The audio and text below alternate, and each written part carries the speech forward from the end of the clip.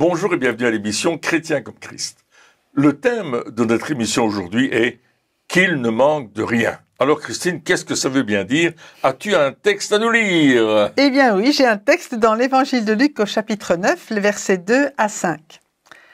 Il les envoya proclamer le royaume de Dieu et guérir les malades.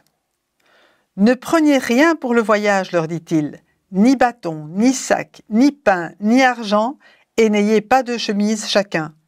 Quelle que soit la maison où vous entrez, restez-y, et c'est de là que vous partirez.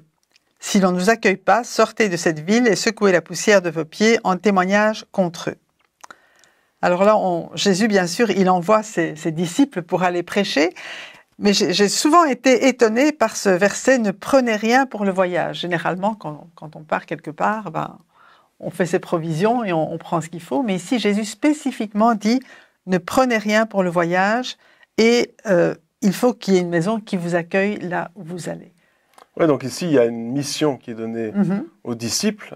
Donc, alors, c'est pas encore la fin du ministère de Jésus. On est encore même dans le début. Mais là, ils sont envoyés pendant plusieurs mois, je crois, si je me trompe pas. Et Jésus leur dit, ne prenez rien avec vous, parce que comment vous allez faire? Ça va vous être pourvu, ou il va y avoir quelque chose, mais ça doit quand même être pour les serviteurs, pour les disciples, c'est quand même un pari, un pas de foi en tout cas. Un pas de foi énorme. Donc et là ils doivent se dire, mais je prends rien, ça veut dire que Dieu va pourvoir, et au travers de personnes, parce qu'il est dit aussi, on va vous recevoir. C'est ça. Donc, déjà, du côté du serviteur, du côté du disciple, comment est-ce que ça se passe dans la manière de faire? Je pense quand même qu'à un certain moment, tu te demandes si effectivement Jésus n'est pas en train de te tester dans une certaine mesure, à lui faire complètement confiance et croire que ce qu'il dit est vrai. Et ça, c'est intéressant parce que qu'est-ce que nous allons croire? Est-ce que nous allons croire ce que Dieu nous dit dans sa parole, ou est-ce que nous allons croire ce qu'on nous dit autour de nous? Fais attention, ne prends pas ceci, prends cela. Il y a toujours des conseillers qui viennent nous dire, oui, tu vas partir en mission, mais fais bien attention. Est-ce que tu as fait tes vaccins? Est-ce que tu as pris des masques? Et moi, je me souviens, j'avais parlé au médecin que nous partions, Christine et moi, en Afrique, et que nous allions évangéliser là-bas. Elle m'a dit, écoute, je vais te donner des gants médicaux pour que quand je sais que tu vas prendre les enfants dans tes bras, je vais te donner des masques, fais attention. Et je dis, mais non, je peux pas faire ça, je peux pas mettre des gants médicaux quand je vais prendre les enfants dans mes bras. Je vais croire que Dieu me protège, qu'il y a quelque chose qui va se passer. Et effectivement, les disciples ici sont devant un défi où on leur dit simplement, mais écoute, vas-y, fais confiance. Il va se passer quelque chose. Et on voit la dimension de la foi, ce qu'on fait, de croire Jésus quand il nous donne une direction, un ordre, on va faire ce qu'il nous dit. Ouais. Et c'est un exemple, ce qu'on fait, parce qu'il dit, ne prenez rien, on va pourvoir à vos besoins. Vous allez être reçus dans une maison, on va vous nourrir. Est-ce que c'est possible? Est-ce que pratiquement aujourd'hui on peut vivre ces choses, ce qu'on fait? Pour les disciples, là on le lit dans la Bible, dans l'évangile de Luc, on se dit waouh, génial, Dieu a pourvu à leurs besoins, c'est glorieux, etc. Mais est-ce que toi aujourd'hui qui m'écoutes, est-ce que tu crois que Dieu va pourvoir à tes besoins? Il va t'ouvrir une maison. Il y aura la chambre du prophète, comme on voit dans l'Ancien Testament. Il y aura le lieu où tu vas être reçu. On va te nourrir. Tu auras ta soupe tous les matins, ou je sais pas. Enfin, tu vas manquer de rien. Et on va même te donner des vêtements. Est-ce que tu crois oui, c'est ça. En plus, ouais, c'est ça. Ni pain, ni argent, même pas de chemise. En fait, t'as même pas un vêtement de rechange quelque part. Ouais, donc ça c'est vraiment faire confiance à Dieu. Oui. Et ça, on va dire que c'est le côté, c'est le point de vue du serviteur, qui va aller, qui doit quelque part arrêter de se confier dans sa propre logistique, dans ses propres moyens, etc., et de se confier en Dieu. Mais d'un autre côté, il y a aussi le côté de celui qui reçoit, parce que Jésus a donné des ordres à ceux qui vont, Et puis, on voit aussi qu'un peu plus loin, il est donné des consignes à ceux qui reçoivent. Qui reçoivent. Et on va lire dans Tite, donc l'épître de Paul à Tite, au chapitre 3, les versets 13 et 14, qui dit « Aide avec empressement Zénas, l'expert de la loi, et Apollos dans leur voyage, en faisant en sorte qu'il ne leur manque rien. Il faut que les nôtres aussi apprennent à pratiquer de belles œuvres pour subvenir aux besoins les plus importants, afin de ne pas rester sans fruit. » Et là, ce qu'on voit ici, c'est que celui qui donne et qui pourvoit aux besoins du serviteur de Dieu qui va pour annoncer l'Évangile, eh bien, il porte des fruits, justement, dans le fait qu'il va aider avec empressement. C'est quand même fort. Il va participer, tout compte fait, à l'œuvre que le serviteur de Dieu va faire. Exactement. Et ici, on parle de deux serviteurs de Dieu qui sont des maîtres de la loi, des rabbis, hein, et qui apportent vraiment un éclairage nouveau par rapport à qui est le Christ dans les Écritures. Hein, c'est ce que faisait Apollos. Hein, on dit ça au niveau de Corinthe. Il suivait Paul qui avait évangélisé à Corinthe et il enseignait pour démontrer que Christ était bien celui qui allait venir, que Jésus était bien celui qui allait venir. Et là, on dit, mais participe à l'œuvre et aide-les autant que tu peux, qu'ils ne leur manquent de rien. De rien, ça veut dire vraiment tout leur donner ce qu'ils ont besoin. Mais c'est vraiment intéressant parce que dans ce texte, il y a quand même un équilibre vraiment très intéressant. Parce que qu'il ne nous manque de rien, ça veut dire pas trop et pas trop peu. C'est ça. Et aujourd'hui, force est de constater que bien souvent, il y a un déséquilibre. C'est-à-dire soit c'est trop, soit c'est trop peu. C'est trop peu. Mais ici, c'est vraiment... On a deux serviteurs qui sont en voyage et qui viennent. Donc ça veut dire que quand il parle qu'il ne leur manque de rien, il parle de pourvoir aussi pour le voyage, qu'il parle de pourvoir pour la nourriture, pour le logement, etc. Mais en même temps, il dit pas, ah oui, mais tu vas leur donner un surplus pour ceci, pour cela. Non, c'est vraiment, il y a cet équilibre qui est vraiment très intéressant de peut-être remettre en perspective aujourd'hui et de se dire, Dieu, il est celui qui pourvoit à nos besoins. Et il pourvoit en fonction de ce dont nous avons besoin. Et aujourd'hui, on aimerait souvent que Dieu, il pourvoit à nos besoins, qu'il pourvoit au-delà, et encore qu'il pourvoit au-delà de l'au-delà, hein, pour que, au cas où, à un certain moment, il s'arrêterait de pourvoir, on ait encore une petite pomme pour la soif, au cas où. C'est important ce que tu dis. C'est vrai. Ouais. Alors que, ici, quand Jésus a envoyé les disciples, il a dit, mais tu prends rien, parce que c'est moi qui pourvois. Ouais. Je suis ta source. Ouais. Et les serviteurs de Dieu ont besoin d'apprendre vraiment à se confier en Dieu jour après jour, et c'est notre cas à chacun d'entre nous. Et en même temps, ceux qui reçoivent les serviteurs de Dieu, et tu le disais tout à l'heure, ils ont besoin d'être avec empressement. Oui. C'est-à-dire que c'est une joie. Alors, c'est intéressant parce que il s'adresse à Tite, Paul s'adresse à Tite, donc c'est un serviteur de Dieu qui reçoit les serviteurs de Dieu. Et moi, je sais que quand on reçoit des serviteurs de Dieu, des fois à la maison, hein, ça nous arrive, moi, j'aime bien recevoir, et bien souvent, on fait des plats de fête, on fait les meilleurs plats qu'on puisse avoir, on achète, je sais pas, des trucs qu'on n'achète pas en temps normal, pour que on soit sûr que ça leur fait plaisir. C'est vrai, hein?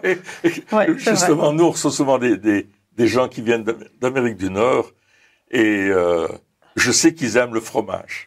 Alors je leur achète toutes sortes de fromages. Oui, alors qu'on n'en achète pas d'habitude. J'achète des fromages différents, et puis il dit, oh, celui-là, il est bon. Ah, celui-là, il est... Alors il dit, et je dis, mais c'est pour vous qu'on les a achetés, parce que je sais que ça vous fait plaisir. Exactement. Et c'est ça, au fait, cet empressement, alors que ce soit nous, d'autres personnes, mais quand on reçoit un serviteur de Dieu, d'avoir vraiment cette joie de dire, ah, mais je suis vraiment content. Parce que on est déjà allé, moi, je me souviens qu'il y a pas très longtemps, il y a une personne qui nous disait, oui, on va peut-être vous recevoir, mais il n'y avait pas cet empressement. Ouais. Et donc, moi, j'ai dit, écoutez, je préfère ne pas venir.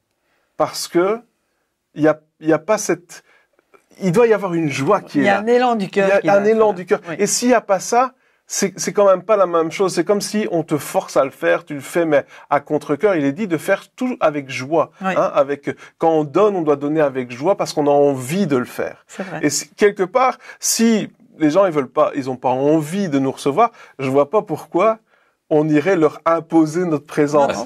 C'est vrai. Des fois, on pourrait avoir tendance à vouloir forcer les choses en disant non, mais il faut absolument que je vienne, etc. Mais non, au fait, il doit y avoir c'est aussi une question de cœur, c'est aussi une question de dire, ah, mais si tu veux me recevoir, mais fais-le alors que tu as envie de le faire. Ouais. Que ça te fasse plaisir.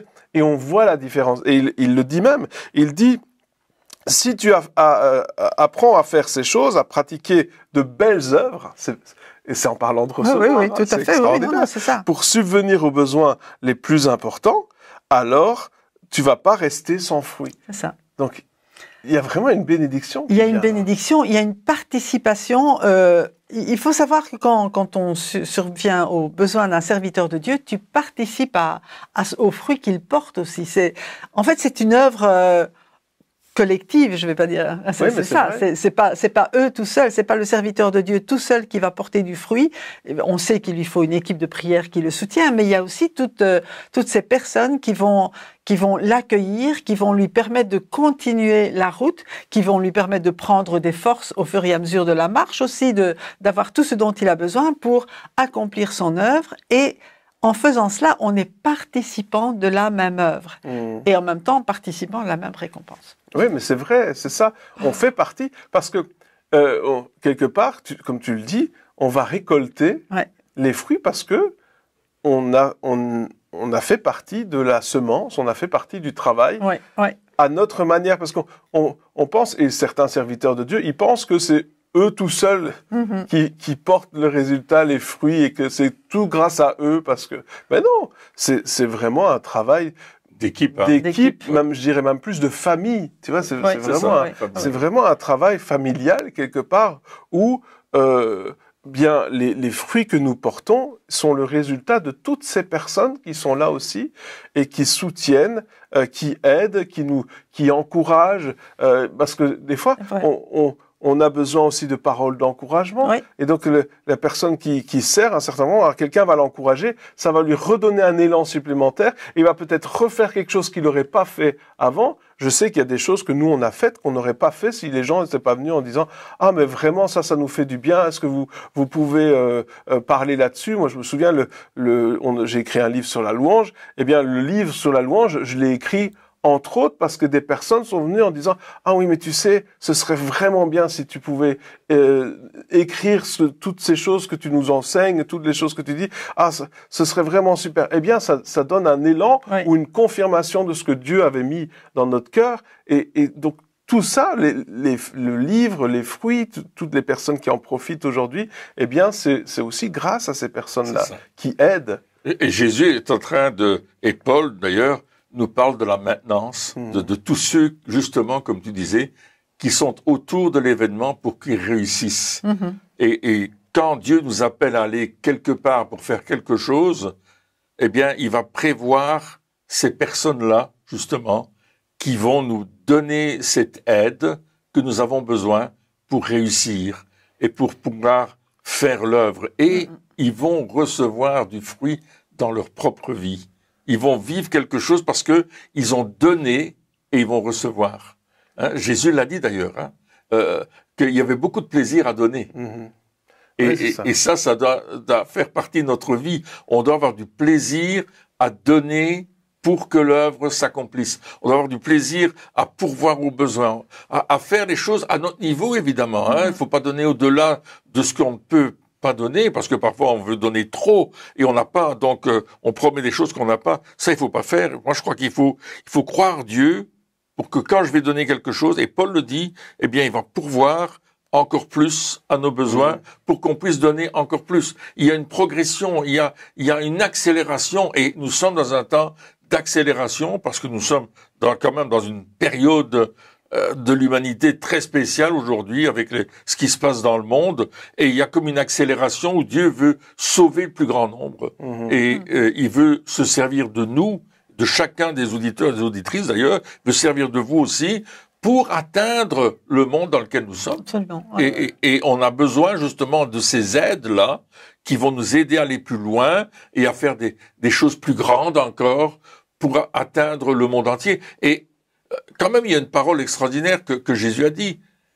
Il dit que l'évangile sera prêché dans le monde entier avant qu'arrive la fin. Donc ça veut dire que nous ici, avec notre petite émission, dans notre petit studio ici en Belgique, on atteint les extrémités de la terre. Enfin, c'était à peine croyable il y a 20 ans d'ici, même 10 ans, mais aujourd'hui, c'est faisable. Et nous sommes vraiment honorés de participer à cette œuvre parce que des gens nous ont aidés à obtenir le matériel que nous avions besoin. Il y a eu une maintenance, il y a eu un support pour que nous puissions réaliser ce que nous faisons maintenant. C'est extraordinaire. Oui, et ce qu'on voit aussi, c'est que Dieu met à cœur aussi aux personnes de donner, de pourvoir, et sans, même parfois sans qu'on demande quoi que ce soit. Il y a des personnes qui ont un cœur, mais moi, Dieu m'a mis à cœur de vous donner tel montant pour tel but, que ce soit pour le voyage ou autre. Et ça nous touche vraiment de voir comment Dieu a préparé le chemin, en fait. C'est comme quand il a dit à Élie, j'ai ordonné à une veuve de te nourrir. La veuve, officiellement, elle n'en savait rien, et pourtant, Dieu avait vu son cœur qui allait obéir et qui allait nourrir Élie. C'est extraordinaire. C'est un mystère, on ne comprend pas comment ça se passe, mais Dieu sait. Oui, et c'est ça, et comme tu dis, il met les choses à cœur. Oui. Et ce que j'aime beaucoup, c'est cet équilibre. C'est de dire, Dieu, il va pourvoir pour qu'on ne manque de rien. Tu disais avec le studio. Alors c'est vrai, des fois on se dit mais on aimerait avoir plus de matériel et avoir plus, mais quelque part, si on veut on ne manque de rien. Non, c'est vrai. On ne manque de rien. On arrive à faire les choses. Alors si les gens savaient le peu qu'on avait pour faire ce qu'on fait, ils seraient étonnés. Mais c'est extraordinaire parce qu'on ne manque de rien. Il y a vraiment cet équilibre divin qui est là et où quelque part on a aussi besoin d'être constamment dans l'attente de Dieu. Dans la dépendance de Dieu. Être dépendant de Dieu parce que c'est lui qui va pouvoir. Et puis autre chose, c'est que comme on le disait juste avant, eh bien des fois nous sommes reçus et des fois nous recevons. C'est pas parce que nous sommes serviteurs que nous ne recevons pas les autres. C'est-à-dire qu'il y a des endroits où nous allons, les gens nous reçoivent, c'est extraordinaire. Et c'est parfois des serviteurs qui nous reçoivent. Et c'est des serviteurs aussi qui nous reçoivent. Et puis il y a des fois où nous, en tant que serviteurs, nous recevons. En tant que serviteurs, nous soutenons aussi des autres œuvres. C'est-à-dire que on a cette joie de pouvoir le faire parce qu'on se dit mais ce que lui fait, ce que eux ils font, c'est vraiment extraordinaire et on veut soutenir ce projet plus qu'avec des mots, plus qu'en disant c'est bien, mais aussi financièrement parce que c'est de ça aussi dont il est question ici quand il dit pourvoit pour qu'il ne manque de rien. C'est pas des pourvoirs en belles paroles. Non.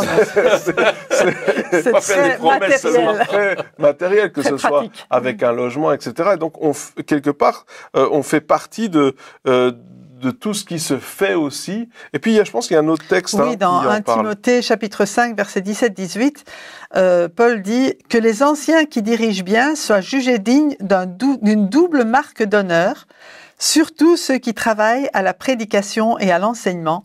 En effet, l'Écriture dit « Tu ne mettras pas de muselière au bœuf quand il foule le grain, et l'ouvrier mérite son salaire. » Donc là aussi, on aime bien spiritualiser l'honneur, n'est-ce pas? Oui, je t'honore, on va honorer le serviteur de Dieu, on va dire du bien un peu, mais ici, il parle clairement il parle de salaire, il parle de finances, il dit tu ne muselleras pas le bœuf qui foule le grain, donc quelqu'un qui travaille, il a le droit de manger aussi, en fait. Et ça, c'est aussi intéressant parce que ici, il parle clairement de prédication, d'enseignement, et puis on peut se dire, mais prêcher c'est facile, enseigner c'est pas très compliqué. Une fois que tu as préparé ton enseignement, non. Ici le but c'est que cette personne qui prêche ne prenne pas une prédication qu'un autre a prêché et puis se fasse du copier-coller. Ça, c'est ou un autre enseignement qui était déjà là il y a 20 ans et puis non, mais qu'il puisse avoir cette liberté de chercher la révélation, de chercher la face de Dieu, parce que il y a un double honneur, mais il y a aussi une double responsabilité de pouvoir enseigner les choses claires, mais si cette personne n'a pas le temps de pouvoir vraiment prendre du temps avec Dieu ou faire des recherches, etc., parce que il est obligé d'avoir un travail en plus ou qu'il doit faire des heures supplémentaires eh bien forcément la prédication va s'en ressentir, les révélations seront plus minimes. Pourquoi? Parce que il y a quand même un travail qui est là. Bien sûr, le Saint-Esprit inspire. Évidemment que le Saint-Esprit inspire. Mais il y a quand même un travail d'étude qui doit être fait pour toute prédication, enseignement, livre, etc. C'est vraiment un travail, c'est un vrai travail. Oui, il y a une consécration dans notre vie, prendre du temps avec le Seigneur, prendre du temps dans la prière, prendre du temps dans l'adoration. C'est pas simplement, je prépare mon enseignement et puis non, je vais dire Seigneur, ta pensée c'est quoi? Tu veux que j'apporte quoi au peuple de Dieu? Qu'est-ce qu'ils ont besoin d'entendre?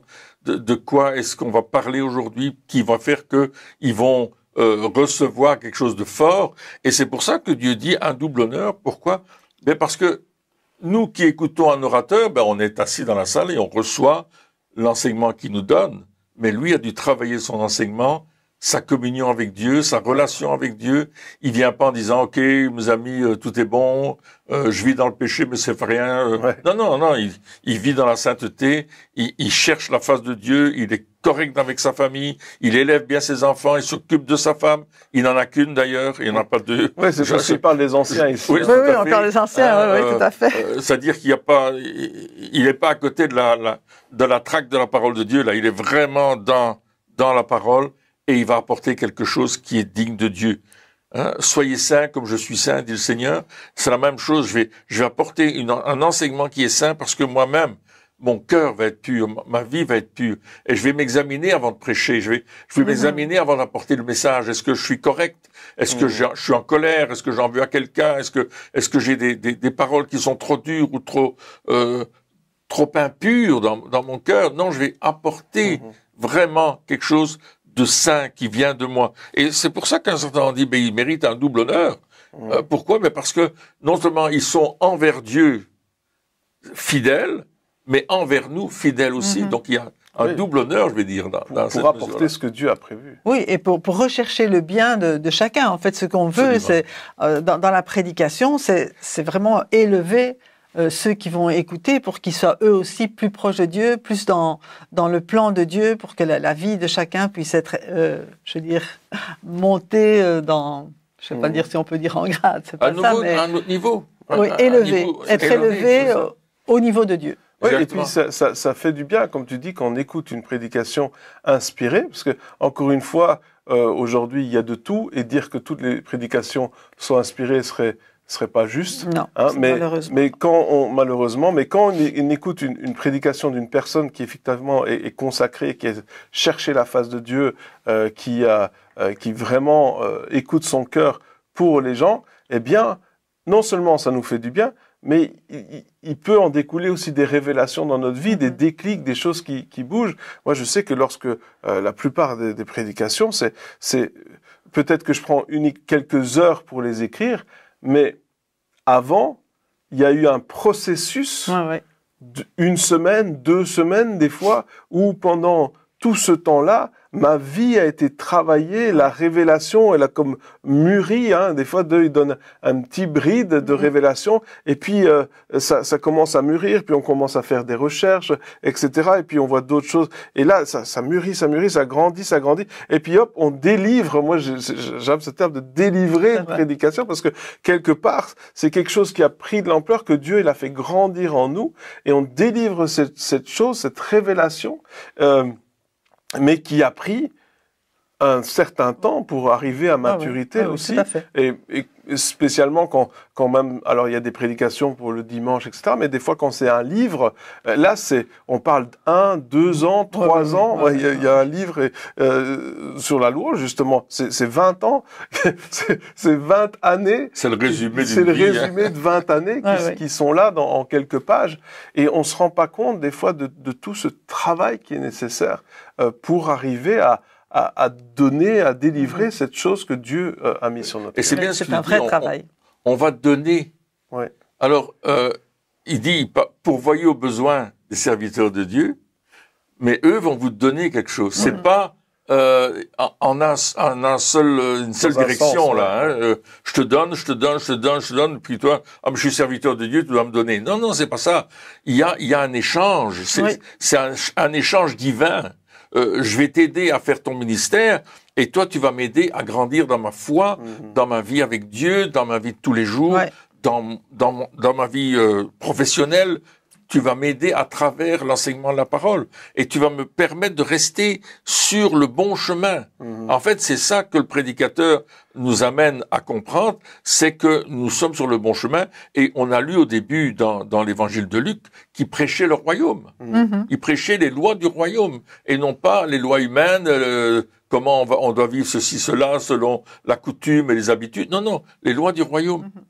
Et ça, c'est important. Dieu nous amène à donner un enseignement qui fait que on reste sur les lois du royaume, et ceux qui le reçoivent, ils disent, j'applique les lois du royaume, j'applique ce que Jésus a dit de faire, je vais le mettre en pratique, et je vais obéir à ce que le Saint-Esprit m'inspire pour aider, pourvoir aux besoins des serviteurs de Dieu. Je voudrais juste encore lire un verset, au verset 11 de 1 Corinthiens 9. « Si nous avons semé parmi vous les biens spirituels, est-ce une grosse affaire si nous moissonnons vos biens temporels ?» Donc là, il parle de biens dans les deux sens.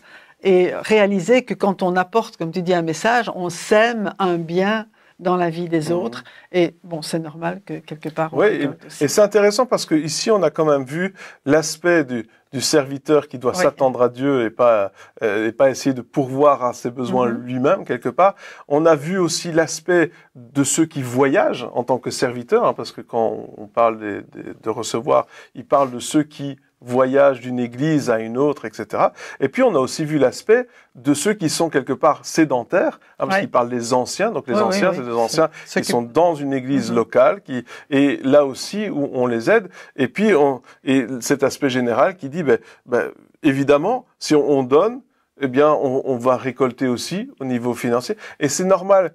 Bien sûr, il y a eu des abus. Bien sûr, il y a eu des problèmes financiers, et on le sait. Mais c'est pas parce qu'il y a eu des abus que forcément le principe n'est pas bon. Et donc, on doit aussi demander à Dieu, Seigneur, comment est-ce que je dois faire aussi dans ma vie pour aider les serviteurs, pour que vraiment je puisse les encourager, ou moi-même en tant que serviteur, je puisse me confier en toi parce que tu es celui qui pourvoit à mes besoins. Eh bien, chers amis, merci encore de nous avoir suivis pour cette émission, et puis on se retrouve très bientôt pour la suite. Au revoir.